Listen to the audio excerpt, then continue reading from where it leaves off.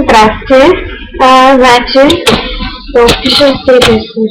Така, аз съм малко, дребно, говоря повече, отколкото трябва да говоря. Имам много добър приятели, прекалено доверчива съм и прекалено добре се отнасям с хора, които не го заслужават. Според приятелите ми казват, че мога да пея.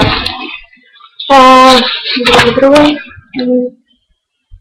Добра ученичка съм долу-горе, въпреки че напоследък доста ме нужда да уча.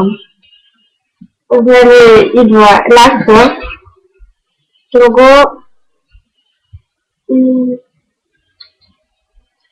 много съм чувствителна и всъщност аз не се засягам толкова лесно думите на някой, който не ми пука какво мисля за мене, ами от думите на някой мой близък.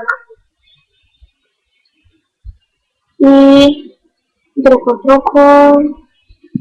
обичам да пиша стихотворения, обичам да пея.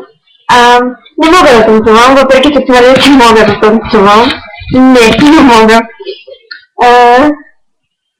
Мога да рисувам само една единствена рисунка и две върведа една полянка, да се добре ми се получава. Друго, обичам да слушам музика и то всякаква, абсолютно всякаква. И като изключим там опера, не наистина. Вчера слушах метал и чалга едно след друго. Доста дълга история съм, така че мисля, че за сега това е достатъчно. Чао!